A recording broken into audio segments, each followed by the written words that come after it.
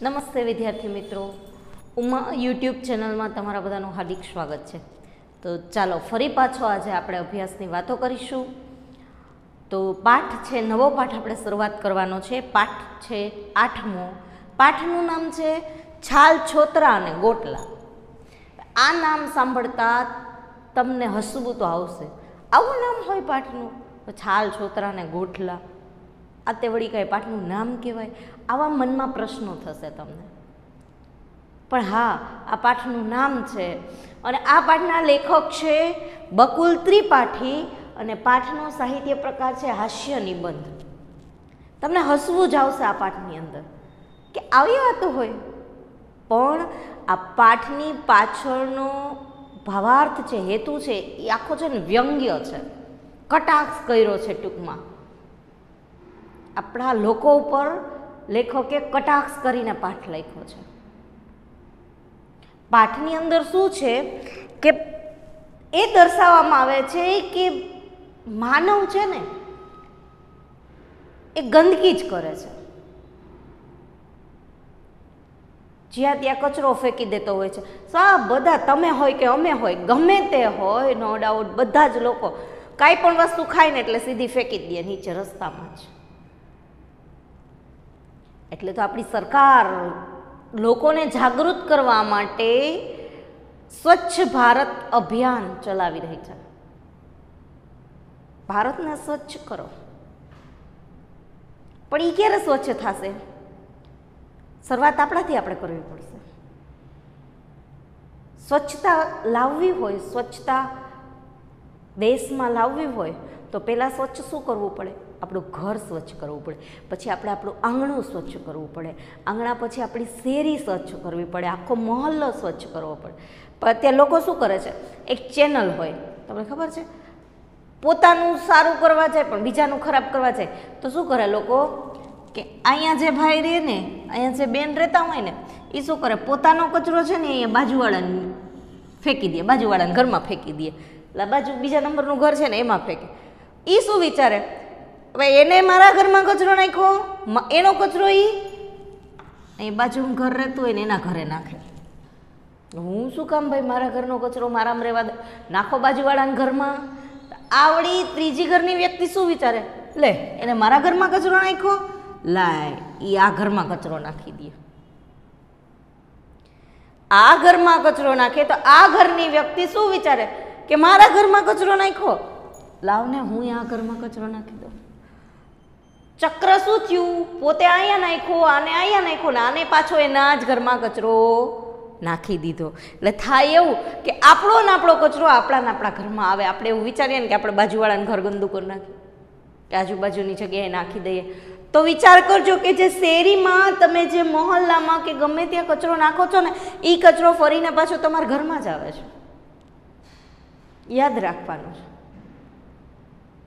જે આ સાયકલ મેં કીધી એ જ સાયકલ પ્રમાણે બધો જ કચરો આપણા ઘરમાં આવે છે. ક્યારે આવે છે? જ્યારે પવન આવે છે ત્યારે ઉડીને આપણા જ ઘરમાં આવે છે. આપણે ગમે ત્યાં ફેંકો હોય કચરો. સ્વચ્છ બનાવવાની વાત છે. આપણે સુવિચાર લખીએ છીએ, સ્વચ્છતા ત્યાં પ્રભુતા.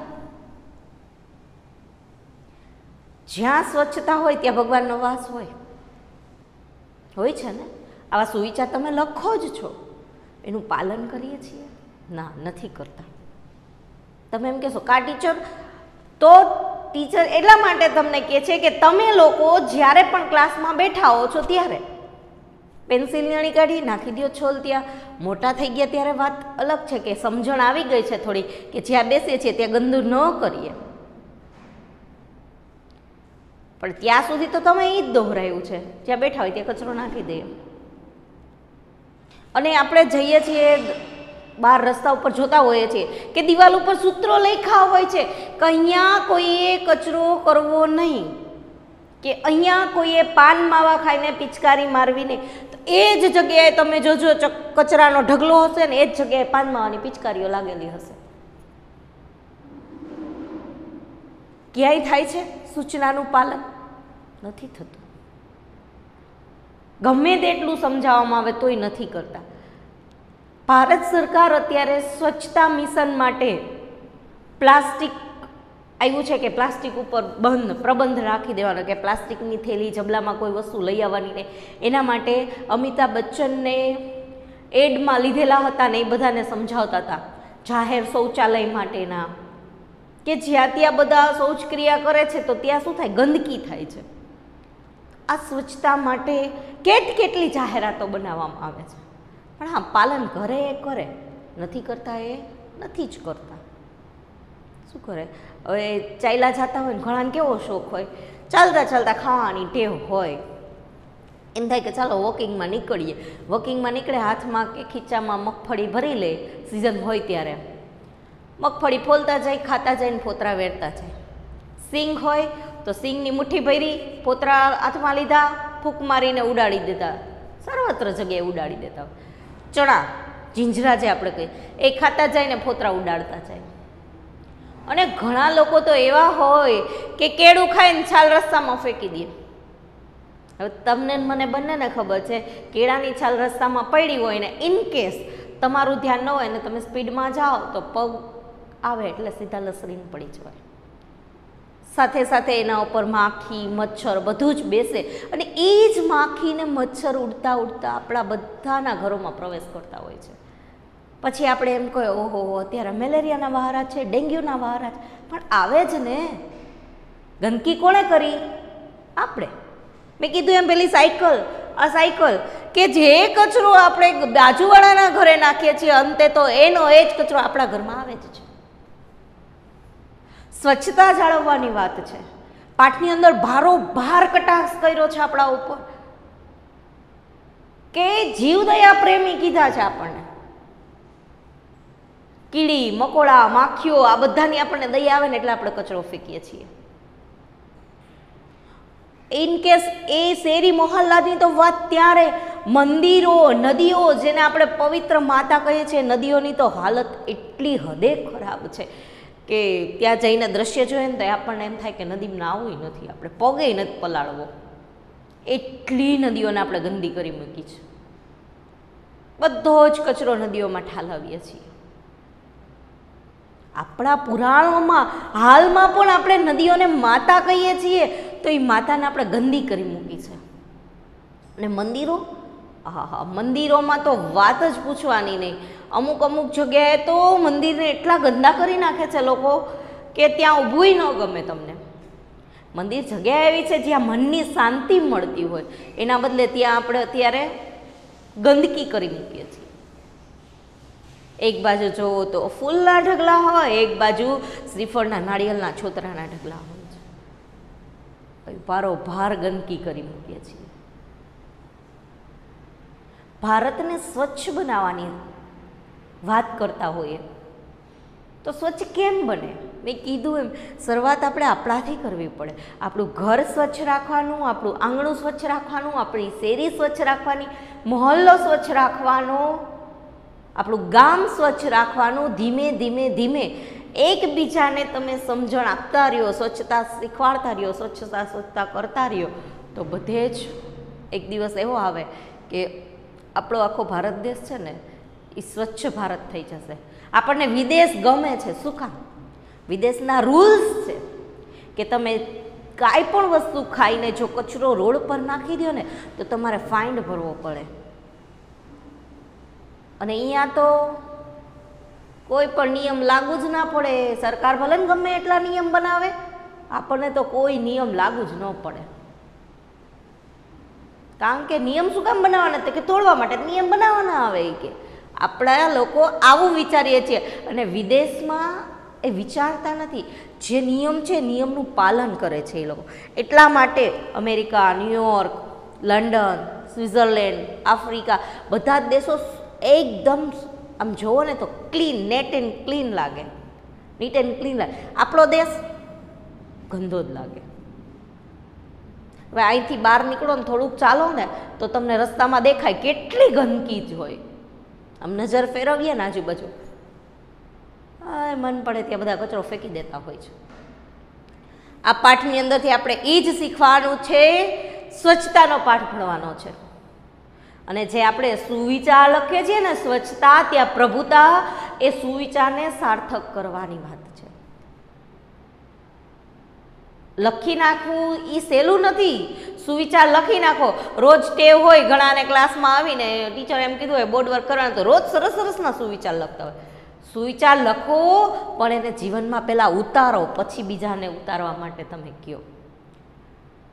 સ્વચ્છતાની વાત છે તો આ પાઠની અંદર આપણે એ જ ભણવાનું છે. આ પાઠ તમને એ જ શીખવશે કે જીવનની અંદર સ્વચ્છતાનું કેટલું મહત્ત્વ છે. સ્વચ્છતા રાખવી ખૂબ જ જરૂરી છે. આ પાઠે લેખકે લખ્યો છે, કટાક્ષમાં લખ્યો છે, વ્યંગ્ય. કટાક્ષ એટલે વ્યંગ્યમાં લખ્યો છે પાઠ. પાઠના લેખક મેં કીધું એમ બકુલ ત્રિપાઠી છે.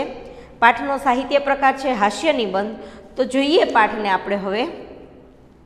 લેખક પરિચય લઈએ એ પહેલાં તમને ખાસ સૂચના આપી દઉં. લેખક પરિચય, કવિ પરિચય વાંચતા રહેજો. એની અંદરથી પરીક્ષામાં પ્રશ્ન પૂછાશે ને પૂછાશે જ. એટલા માટે મહેરબાની કરીને લેખક પરિચય અને કવિ પરિચય વાંચજો. પછી પરીક્ષા ટાઈમે પ્રશ્ન પૂછાય ત્યારે એમ ન કહેતા કે ટીચર આવું તો કાંઈ હતું જ નહીં અમારી સ્વાધ્યાય પોથીમાં કે અમારી નવનીતની અંદર, ક્યાંય નથી આવા પ્રશ્ન, તમે પૂછ્યા કેમ? તો પૂછાશે લેખક પરિચય અને કવિ પરિચયમાંથી. ગમે ત્યાંથી પ્રશ્ન નીકળી શકે છે. મેં પહેલાંય કીધું હતું ને હજી કહું છું, વાંચવાની તૈયારી રાખજો જ એની અંદરથી, કારણ કે એમાંથી પ્રશ્ન પૂછાતા હોય છે. તો જોઈએ, પાઠના લેખક છે બકુલ ત્રિપાઠી. જન્મ છે 26/11/1928. મૃત્યુ છે 31/8/2006. બકુલ પદ્મમણી શંકર ત્રિપાઠીનો જન્મ નડિયાદમાં થયો હતો. તેઓ પ્રથમ હરોળના હાસ્ય સર્જક હતા. તેમણે કોમર્સ કોલેજમાં અધ્યાપન કાર્ય કર્યું હતું. સચરાચર, સોમવારની સવારે, દ્રોણાચાર્યનું સિંહાસન, હૈયું ખોલીને હસીએ, ગોવિંદે માનની ગોઠડી તેમના હાસ્ય નિબંધ સંગ્રહો છે. વૈકુંઠ નથી જાવું, હિંડોળો ઝાકમઝોળ, મન સાથે મૈત્રી, અષાઢની સાંજ, પ્રિય સખી વગેરે તેમના લલિત નિબંધ સંગ્રહો છે. દૂરદર્શન પર આવતી તેમની ગપસપ શ્રેણી ખૂબ લોકપ્રિય થયેલી. તેમને રણજીતરામ સુવર્ણચંદ્રક એનાયત થયેલો હતો. પ્રસ્તુત પાઠ છે એમ કીધું એમ હાસ્ય નિબંધ. હાસ્ય એટલે પ્રભુ સાથેની મૈત્રી. પુસ્તકમાંથી લેવામાં આવેલો છે. પ્રભુ સાથેની મૈત્રી નામનું એમનું એક હાસ્ય નિબંધનું પુસ્તક છે. એમાંથી આ પાઠ લેવામાં આવેલો છે બકુલ ત્રિપાઠીના. પ્રસ્તુત પાઠની અંદર ભારતીય લોકોની ગમે ત્યાં કચરો નાખવાની ટેવ છે, એ ટેવ ઉપર ભારોભાર વ્યંગ્ય કર્યો છે. મેં હમણાં જ વાત કરી હતી એમ. આપણે લોકોને છે ને આમ શું કહેવાય, અત્ર તત્ર સર્વત્ર બધે જ બધું જ વેરવાની ટેવ. આપણે ગાર્ડનમાં જઈએ ને તો શું કરીએ, નાસ્તો કરીએ. એ તો પહેલાં જ હોય નાસ્તો કરવાનો, સ્વાભાવિક છે. એટલે શું કરીએ કે કાંઈ પણ ખાધું હોય ને ત્યાં વેરીએ. બેસીએ એટલે આપણે ટેવ જ હોય વેરવાની. ગમે તે હોય નીચે નાખી જ દેતા હોઈએ છીએ. ખાઈએ થોડું ને વેરીએ જાજો. એટલે આવી ટેવ હોય. ગાર્ડનમાં શું થાય, બધે કચરો દેખાય, પેકેટ ખાધા હોય તો એ પેકેટ એ ઉડતા હોય. એની વાત છે અહીંયા. પાઠ જોઈએ ચાલો. આપણી મૂળ ભારતીય સંસ્કૃતિ એ વેદ, પુરાણો, ઉપનિષદની સંસ્કૃતિ, રામાયણ, મહાભારત, ભાગવતની સંસ્કૃતિ, રામ, કૃષ્ણ અને બુદ્ધની સંસ્કૃતિ છે. આપણું જે મૂળ છે, સંસ્કૃતિનું મૂળ, રામાયણ, મહાભારત, કૃષ્ણ, બુદ્ધની સંસ્કૃતિ, રામની સંસ્કૃતિ કહેવાય. રામની ભૂમિ, કૃષ્ણની ભૂમિ કહેવામાં આવે છે. આપણી સંસ્કૃતિ ખૂબ મહાન છે. ભારતની સંસ્કૃતિ છે એવી એક પણ સંસ્કૃતિ નથી. પણ આપણે લોકો અત્યારે પશ્ચિમી સંસ્કૃતિને અનુકરણ કરી લીધું છે, કારણ કે આપણને પશ્ચિમી આકર્ષણ વધારે લાગ્યું છે.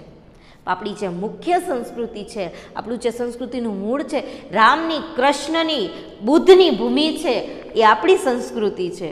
વેદ, પુરાણો, ઉપનિષદોની આપણી સંસ્કૃતિ છે. પણ એ તો બહુ પુરાણી વાત થઈ. આગળ જતાં આપણે ભારત દેશમાં આજે નવી સંસ્કૃતિ વિકસાવી છે, છાલ, છોતરા અને ગોટલાની સંસ્કૃતિ. જો અહીંયા તો પૂરેપૂરો કટાક્ષ છે કે ભાઈ એ તો જૂની વાત થઈ ગઈ. વેદ, પુરાણ, ઉપનિષદની સંસ્કૃતિ જે હતી ને એ વાત જૂની થઈ ગઈ. પણ આપણી જે નવી સંસ્કૃતિ ઉત્પન્ન થઈ છે એ સંસ્કૃતિ કઈ છે? તો કે છાલ, છોતરા અને ગોટલાની સંસ્કૃતિ છે. પેલી મહાન સંસ્કૃતિના અવશેષો આજે જડે છે, પુરાણા મંદિરો, સ્થાપત્ય, સ્તૂપો પણ એ બધાને ઢાંકી દે છે આપણી નવી સંસ્કૃતિ, છાલ, છોતરા અને ગોટલાની સંસ્કૃતિ. પેલી આપણી જે મહાન સંસ્કૃતિ છે ને, કે જેના અવશેષો હજી મળે જ છે આપણને. આપણે જોતા હોઈશું, જોઈએ જ છીએ આપણે લોકો, કે જે રિસર્ચ કરનારા લોકો છે એ લોકો કેટલું રિસર્ચ કરતા હોય. પહેલાં ઘણા સમય પહેલાં એક રિસર્ચ પ્રમાણે આવ્યું હતું કે દ્વારકાનો જે દરિયો છે ને, એ દરિયાની અંદરથી એમ કહે છે કે એ લોકોને જે દ્વારકા, મૂળ દ્વારકાની, જે દ્વારિકાના રાજા કૃષ્ણની જે આખી નગરી હતી એ નગરીના અવશેષો મળી આવ્યા છે, મહેલના ને બધા અવશેષો. એ લોકો રિસર્ચ કરતા હતા. એમાં અહીંયા કહે છે આપણી જે સંસ્કૃતિના અવશેષો હજુય મળે છે, પણ આપણા મંદિરો, જે સ્થાપત્યો છે, સ્તૂપો છે, જે મૂર્તિઓ છે, એ બધી જ મૂર્તિઓને એ બધાને ઢાંકી દે છે. કોણ? એ કે આ જો કટાક્ષ જ છે પાઠની અંદર. કોણ ઢાંકી દે છે? તો કે આપણી નવી સંસ્કૃતિ, છાલ, છોતરા અને ગોટલાની સંસ્કૃતિ. આપણે એ નથી જોતા મંદિરોમાં જઈએ છીએ કે જીર્ણોદ્ધાર કરે, એકદમ ઝીણી ઝીણી આ કલાકૃતિવાળી મૂર્તિઓ છે, એવું કાંઈ નથી જોતા. બધે જ નાખી દેતા હોય કચરો. અને સાથે સાથે પશુ પક્ષીઓ તો સમજતા નથી, એ પણ બેસે એટલે જગ્યા કેવી થઈ જાય? ગંદી થઈ જાય છે. અરે પેલી પુરાણી સંસ્કૃતિને મંદિરો, સ્થાપત્યો, સ્તૂપો ઉપર છવાઈ ગયા છે. આજની આપણી તાજા નો બનો સંસ્કૃતિના પ્રતીકો, છાલ, છોતરા ને ગોટલા, ખરેખર તો તમને આપણા યાત્રાધામોમાં પણ શિલ્પો, મૂર્તિઓ, ધર્મ પ્રતીકોની આસપાસ નાળિયેરના છોતરા વેરાયેલા દેખાશે. એમ તો કેળા પવિત્ર ફળ છે, ઉપવાસ વખતે ફરાળનું ફળ છે. એની છાલો આપણને ઠેર ઠેર દેખાશે આપણા ધર્મસ્થાનોએ. અને આપણે ધાર્મિક ભાવનાવાળા હોવાથી પરમેશ્વરની આપણા પર અઢળક કૃપા છે. આપણા દેશમાં આંબા છે, આમ્રફળ છે. વિશ્વના શ્રેષ્ઠ આંબા પરમેશ્વરે આપણા ભારત દેશને આપ્યા છે. આનાથી આભારવશ થઈને આપણે ગોટલા પ્રભુને અર્પણ કરીએ છીએ. જોજો આપણા યાત્રાધામોની ગલીઓમાં. અહીંયા તો એટલો કટાક્ષ છે, સાંભળો શું કીધું કે આપણી પુરાણી પેલી સંસ્કૃતિ છે ને, એની ઉપર નવી સંસ્કૃતિ તો છવાઈ જ ગઈ છે. સાથે સાથે તાજા જે આપણી નવી તાજા નવામાં નવી સંસ્કૃતિની છાલ, છોતરા અને ગોટલા એ છવાયેલા છે. ખરેખર તો આપણા યાત્રાધામોની અંદર શિલ્પો, મૂર્તિઓની આસપાસ શું થયેલું છે? ધર્મ પ્રતીકોની આસપાસ શું હોય? તો કે નાળિયેરના છોતરા. મેં કીધું એમ, ત્યાં જોવો ને નાળિયેરના છોતરા જ દેખાતા હોય. પછી શું થાય કે તો કે કેળા છે ને આપણે પવિત્ર ફળ માનીએ છીએ. વ્રત હોય, ઉપવાસ હોય કે કોઈ પણ જગ્યાએ હોય, ફરાળી છે, આપણે બધા જ ખાતા હોઈએ છીએ. અને આ ફળનું છાલ ક્યાં દેખાય આપણને?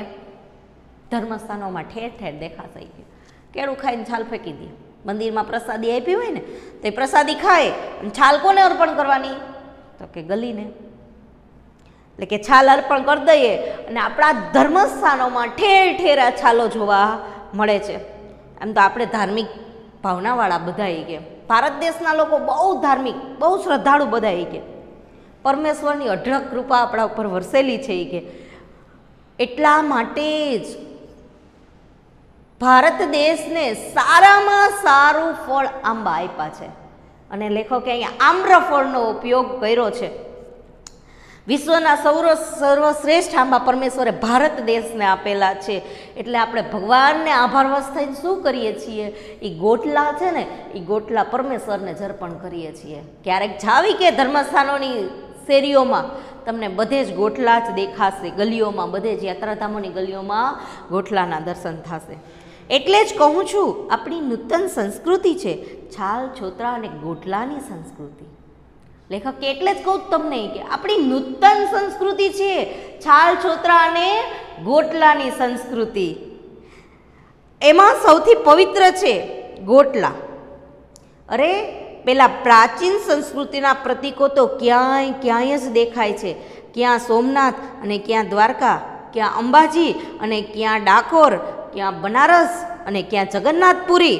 છૂટા છવાયા ક્યાંક જ આવ્યા છે આપણી પ્રાચીન સંસ્કૃતિના પ્રતીક. પણ આપણી નૂતન સંસ્કૃતિના પ્રતીકો તો દેશમાં ક્યાંય નથી. ઠેર ઠેર, અત્ર તત્ર સર્વત્ર છાલ, છોતરા અને ગોટલા જ છે.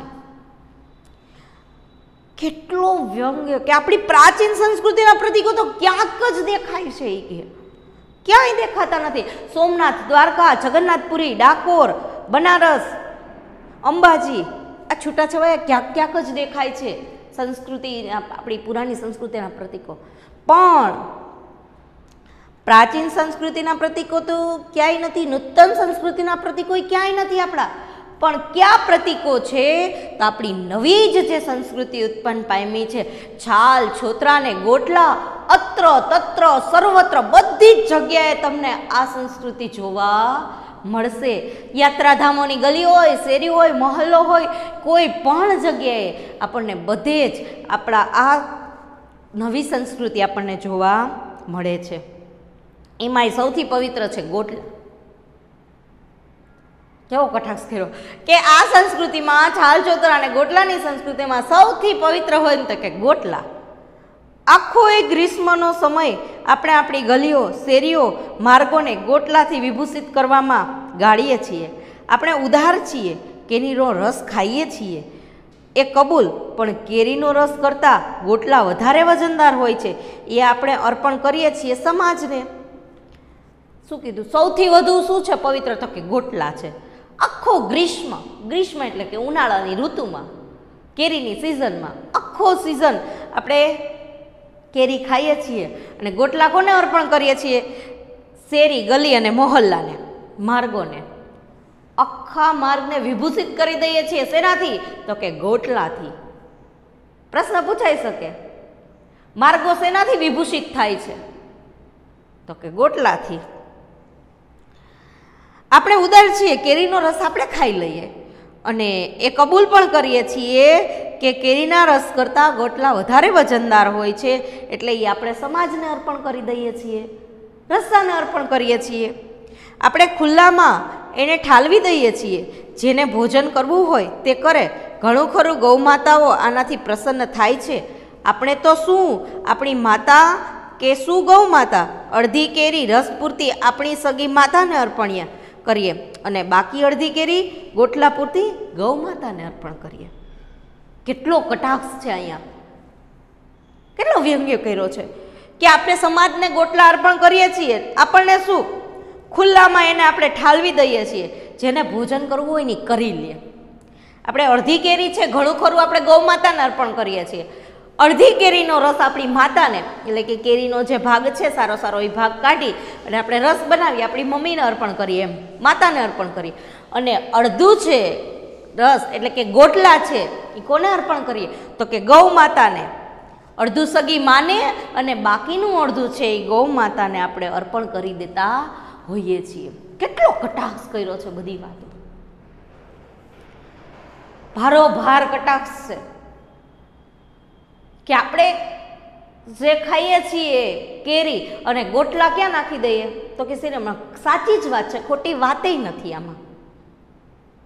આમ આપણે એમ કહીએ છીએ કે ગાયની અંદર 33 કરોડ દેવતા સમાયેલા છે અને આપણે એને આપણું જૂઠણ પાઈએ છીએ. એઠવાડી જૂઠણ જ થયું ને આપણું. કેરીનું ગોટલું તમે નાખો છો, એમને કોઈ નથી નાખતા, ચાટીને જ કેરીનું ગોટલું આપણે ફેંકીએ છીએ. પછી થાળીમાં જે વધ્યું હોય એ બધો એઠવાળ કાઢી એક તપેલામાં ભરી અને ગાય શેરીમાં આવે ને એને પાઈએ છીએ. આમ આપણે ગાયની પૂજા કરીએ છીએ, ગૌ માતા કહીએ છીએ અને ગાયને જ આપણે જૂઠણ પાઈએ છીએ. 33 કરોડ દેવતાનો વાસ છે એવી ગાયને આપણે આપણો એઠવાળ પાઈએ. આવું બધું છે. આપણે કરીએ શું, કહીએ શું અને આચરણમાંય શું મૂકીએ છીએ. બહુ કટાક્ષ એટલે જ કર્યો છે. આમરસ આપણે પીએ, ગોટલા ગૌ માતા ખાય. ભારોભાર કટાક્ષ અહીંયા લેખકે કર્યો છે. આપણે મ્યુનિસિપાલિટીનું પીપ પાસે પડ્યું હોય તો પણ ગોટલા તો બહાર જ નાખીએ છીએ. એનું કારણ સમજો. પીપમાં ઊંડેથી ગોટલા કાઢીને ગાય માતા કેવી રીતે ખાઈ શકે? બહાર પડ્યા હોય તો ગાયો પણ ખાય, શ્વાનોને પણ સુગંધ લેવી હોય તો લે, મક્ષિકાઓ પણ યથાશક્તિ આસ્વાદ લે. આપણે તો માનીએ છીએ કે જીવ માત્રને ઈશ્વરે ઘડેલો છે. શું આપણા છોકરાને કેરીનો રસ ખાય અને મક્ષિકાના બચ્ચા ભૂખ્યા રહે? ના ચાલે. આપણે સંસ્કૃતિ એ સ્વાર્થીપણાને સ્વીકારતી નથી. આપણે તો ગોટલા ખુલ્લામાં જ નાખવાના. ફરી પાછો કટાક્ષ આવ્યો કે મ્યુનિસિપાલિટીનું પીપ પડ્યું હોય. હા, સરકાર એવો નિયમ કર્યો છે, મ્યુનિસિપાલિટીવાળા છે ઠેર ઠેર એના પીપ મૂકી દે. એટલે શું કે શેરીમાંની રહેતા હોય, હવે તો કચરો લેવાવાળા આવવા માંડ્યા છે, પણ તોય એ લોકો પીપ રાખે છે કે ઇનકેસ કોઈને વધારે કચરો થઈ જાય તો એ ત્યાં એ પીપમાં ઠાલવી દે, નાખી દે. એટલે થોડાક સમય પછી એ મ્યુનિસિપાલિટીવાળા આવી અને લઈ જતા હોય છે. તો આપણે શું કરીએ છીએ? હવે એ પીપ કેટલું ઊંચું હોય, હવે ગાય બિચારી એમાં મોઢું કેમ નાખી શકે અને કેમ ખાઈ શકે ગોટલા? આપણે શું કરીએ? જ્યાં પીપ પડ્યું છે ને ત્યાં નીચે જ કચરો ઠાલવી દઈએ. શું કામે? તો કે ગાય માતા એ ગોટલાને ખાઈ શકે એટલા માટે. આપણને દયા આવે, આપણે જીવ દયા પ્રેમી રહ્યા ને બધાય, આપણને એમ થાય કે અરે એ બિચારા ક્યાં ખાવા જાય, એટલા માટે આપણે એને ત્યાં ફેંકી દેતા હોઈએ છીએ, નીચે જ ફેંકી દઈએ.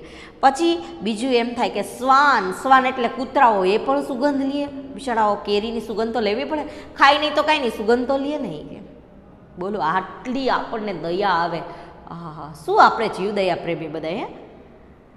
પછી તો કે મક્ષિકાઓને, મક્ષિકા એટલે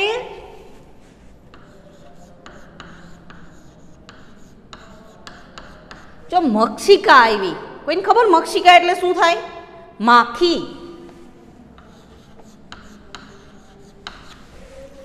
મક્ષિકા એટલે શું થાય? તો કે માખી. અરે માખી નહીં દઈએ એવી, વિચાર તો કરો. અરે બિચારી મક્ષિકા રહી જાય, એને આપણે યથાશક્તિ દાન તો કરવું જોઈએ ને, એ કે એને આસ્વાદ લેવો પડે ને થોડોક થોડોક. એટલે આપણે જીવ માત્ર રહ્યા ને, માનીએ છીએ કે આપણે જીવદયા પ્રેમી છીએ, એટલા માટે ભગવાને બધાને જીવ આપ્યો છે, બધાને ઈશ્વરને ઘડેલા છે, ઈશ્વરે જ બધાને બનાવ્યા છે. તો આપણા છોકરા કેરીનો રસ ખાય અને માખીના બચ્ચા બિચારા ભૂખ્યા રહીએ. કે કેવો કટાક્ષ લેખક કરે છે, વિચાર તો કરો કે આપણા છોકરા કેરીનો રસ ખાય, માખીના છોકરા રહીએ કે ભૂખ્યા, એ પણ રસ લે જ નહીં. કે એવું ન ચાલે. એ કે આપણી સંસ્કૃતિ એ સ્વાર્થીપણા નથી શીખાડતી. આપણે એટલા તો સ્વાર્થી નથી કે આપણા છોકરાને રસ ખવડાવીએ, માખીના છોકરાને, ગાયું ને કૂતરા ને આ બધાય રહી જાય, વંચિત રહી જાય કેરીના રસ સ્વાદથી. એટલા માટે આપણે એવું સ્વીકારતા નથી સ્વાર્થીપણાને. એટલે શું કરીએ છીએ? ગોટલાને ભાઈ નાખો નીચે, ડબ્બામાં કે પીપમાં નાખવાના નહીં, આજુબાજુમાં ખુલ્લામાં જ નાખી દેવાના. એટલે કે જે ગાય છે, માખી છે, કૂતરા છે, એ બધા પણ કેરીનો આસ્વાદ માણી શકે. કેવું કહેવાય. મેં પહેલાં હમણાં શરૂઆતમાં કીધું ને, આપણે પાઠની શરૂઆત કરીને ત્યારે જ મેં કીધું હતું કે જ્યાં દિવાલ પર સૂચના લખેલી હોય કે અહીં કચરો ફેંકવો નહીં, એ જ જગ્યાએ કચરાના ઢગલા હોય. અને આગળ જતાં બીજી જ દિવાલ ઉપર લખ્યું હોય અહીં કોઈ પાન માવા ખાઈને પિચકારી કરવી નહીં, તો ત્યાં જ હોય પાન માવાની પિચકારી. આ શું દર્શાવે છે? નિયમ બને છે તો નિયમનું કોઈ પાલન જ નહીં કરવાનું, સ્વચ્છતા ક્યાંય રાખવાની જ નહીં. એટલે લેખક ભારોભાર વ્યંગ્ય કરે છે આ પાઠમાં. વ્યંગ્ય જ છે, જ્યાં જોવો ને ત્યાં. આખો પાઠ આવશે ને આખા પાઠમાં હસવું આવશે, પણ કટાક્ષમાં જશે બધું. વાત કટાક્ષમાં જ કરી છે. શું છે એ જોવાનું છે ખાસ. આપણે ક્યાંય સ્વચ્છતા રાખી જ નથી શકતા. એટલા માટે મેં કીધું એમ, નિયમ બનાવ્યા હોય તો એ નિયમનું પાલન થતું જ નથી, નિયમને તોડવામાં જ આવે છે. સ્વચ્છતા રાખવી એ આપણો ફરજ છે, આપણી ફરજ છે કે સ્વચ્છ રાખવું જોઈએ, તો બધું જ સ્વચ્છ રહે. ચોમાસામાં એમ કહીએ છીએ કે ડેન્ગ્યુ, મલેરિયાના, કોલેરાના વાહરા બહુ જ ફેલાય છે. ફેલાય જ ને, કારણ કે જે કચરો આપણે બહાર ઠાલવો છે તેની આસપાસ પાણી ભરાવાનું જ છે. એ પાણી ભરાય એમાં શું થાય? માખી મચ્છરનો ઉપદ્રવ થાય. માખી મચ્છર બેસે અને એ પાણીમાં બેસે એટલે એનો ફૂલાવો થાય. માખી મચ્છર છે ને એ પાણીની અંદર જ જન્મે છે. ક્યારેક વિડીયો જોવા મળે તો જોજો કે મચ્છર પાણીની અંદર કેમ વધુ માત્રામાં જન્મે છે, ઉત્પન્ન થાય છે. એ જ મચ્છર એ ગંદા કચરામાં, એ ગંદા પાણીમાં બેસી ઉત્પન્ન થઈ અને આપણી આસપાસ આવે છે અને આપણને કરડે છે. એટલે માખીને મચ્છરથી જ મેલેરિયા અને ડેન્ગ્યુ ને કોલેરાનો ફેલાવો થાય છે. કોલેરા એ પાણીમાંથી જ ફેલાય, પાણીથી ફેલાય તો પાણી ગંદા જ થવાના છે ને. આવી ગંદકી નદીમાં આપણે પ્રસરાવીએ છીએ. આપણે પાણી ક્યાંથી આવે છે? નદીમાંથી કે ડેમમાંથી પાણી આવતું હોય છે, એ જ પીએ છીએ. બીમારી એમ જ આવે છે. અચ્છા, કોરોના વાયરસ આવ્યો છે, ચાલો આ કરંટ જ લઈએ. કોરોના વાયરસ છે તો કેમ છે? કોરોના વાયરસ ફેલાય છે કઈ રીતે? ટચ કરવાથી તો નથી ફેલાતો. આ કેવી વ્યક્તિને ટચ કરવાથી ફેલાય? તો કે જે વ્યક્તિને શરદી થયેલી હોય છે અને કોરોના પોઝિટિવ છે,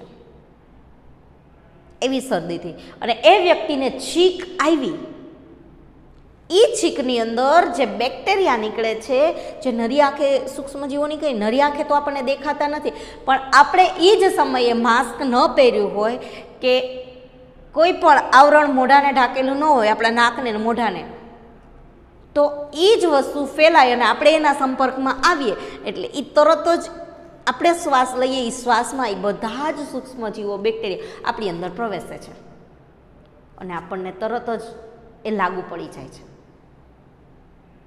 કોરોના એટલે કે શરદી. સામાન્ય રીતે કોરોનાને મૂકે એક સાઈડ થોડીક વાર, તો કોરોના નહીં પણ સામાન્ય શરદી થતી હોય શિયાળાની અંદર ને ક્લાસની અંદર આપણે અભ્યાસ કરતા હોય તો આપણી બાજુમાં બેઠેલા વ્યક્તિને શરદી થઈ હોય, એના બીજે જ દિવસે આપણને શરદી થઈ જાય છે. એનું કારણ એ જ છે કે એને ઉધરસ આવે, એને છીંક આવે ત્યારે એ મોઢા આડો રૂમાલ નથી રાખતો અને એની છીંકને એના ઉધરસમાંથી જે પણ સૂક્ષ્મજીવો નીકળે છે આપણી અંદર પ્રવેશી જાય છે. આપણે શ્વસન ક્રિયા કરીએ છીએ ત્યારે એટલા માટે આપણને તરત જ લાગુ પડી જાય છે શરદી ઉધરસ. કોરોના એ જ છે. એટલે જ કે છે કે વારંવાર હાથ ધોવો, વારંવાર શરીરને સ્વચ્છ રાખો, હાથ મોઢું સ્વચ્છ રાખો. વારંવાર તમારા એવા ગંદા હાથે મોઢાને, આંખને, કાનને, નાકને હાથનો સ્પર્શ ન કરવા દો. જમવા બેસો ત્યારે હાથ ધોવો, બહારથી આવીને તમે પણ હાથ ધોવો અથવા તો નાહી લ્યો, હાથ પગ મોઢું વ્યવસ્થિત ધોવો અથવા તો શરીર સ્વચ્છ કરીને નાહી લ્યો, જેથી કરીને જે બેક્ટેરિયાઓ તમને હજુ ટચ થયા જ હોય એ નાહવાથી દૂર થઈ જતા હોય છે. સ્વચ્છતા, બીજું કંઈ નથી. આ વસ્તુ સ્વચ્છ રાખવાની વાત છે, સ્વચ્છતા રાખવાની વાત છે. તમે રસોઈ ઘરમાં જાઓ, રસોઈ કરવા જાઓ, રસોડાની અંદર હાથને ધોયા વગરના તમે સીધા જ રસોઈ કરવા, તમારા હાથની અંદર કેટલા જમ્સ હોય, તમે કેટલી જગ્યાએ ટચ કર્યું હોય તો એ બધી ધૂળ, મેલ, એ બધું કેમ આવે? રસોઈ કરવામાં સીધું આવી જાય. લોટ બાંધે, શાક સુધારે તો એ બધું એની અંદર ચોંટી જતું હોય છે. એટલા માટે વારંવાર રસોઈ કરતી હોય ને સ્ત્રીને જોજો, રસોડામાં પ્રવેશ કરતાં પહેલાં એ છે ને હાથ સરસ રીતે ધોશે અથવા તો હાથ પગ ધોઈ લેશે અથવા તો એ સ્નાન કરીને જ રસોડામાં જશે, જેથી કરીને ગંદકી રસોડામાં ન પ્રવેશે. બીજું કાંઈ નથી શીખવાનું, સ્વચ્છતા રાખવાનું જ શીખવાનું છે. સ્વચ્છતા રાખો એટલે તંદુરસ્તી આપમેળે આવી જાય, તમે તંદુરસ્ત આપમેળે રહી શકો. આપણે તંદુરસ્ત રહી શકીએ એટલા માટે સ્વચ્છતા જાળવવી ખૂબ જ જરૂરી છે. તો આપણે જે અત્યાર સુધી જે ભણ્યા છીએ એની અંદર આપણે લેખો કે ભારોભાર કટાક્ષ જ કર્યો છે આપણા ઉપર, ભારત દેશના લોકો ઉપર, ટૂંકમાં એમ કહીએ ને તો એમાં આપણે આવી જાય, કારણ કે આપણે ગંદકી કરતા જોઈએ છીએ એટલા માટે. તો હવે આપણે વાત કરીએ હોમવર્કની. તો હોમવર્કમાં તમારે લોકોએ આ પાઠ છે એને આગળ વાંચવો અને લેખક પરિચયના પ્રશ્નો પાકા કરીને આવવા, એમાંથી હું તમને લોકોને પૂછીશ. એટલે એ પ્રશ્નો આપણે પરીક્ષાલક્ષી હોય એટલે એ તૈયારી થતી રહીએ અને સાથે સાથે તમારે લોકોએ આગળના જે પાઠ છે ટૂંકમાં અનુક્રમણિકા છે એને પાકી કરતી રહેવાની, કારણ કે એ અનુક્રમણિકા પાકી કરીએ તો આપણને લેખક પરિચયમાંથી જે પ્રશ્નો પાકા થાય ને એ જ થાય. સાહિત્ય પ્રકાર એટલે કે કયા પ્રકારનું કાવ્ય છે, કયા પ્રકારનો પાઠ છે, આ બધું જ આપણને જાણવા મળે. એના લેખકો કોણ છે અથવા તો એ પાઠનું નામ શું છે, કયા લેખકે કયા પાઠની રચના કરી, એ પણ એમાં આવી શકે. તો આટલી તૈયારી કરીને આવવાની છે. નેક્સ્ટ લેક્ચરમાં હું તમને પ્રશ્ન પૂછીશ, એ પ્રશ્ન પછી જ આપણે આગળ પાઠ ચલાવીશું. અસ્તુ.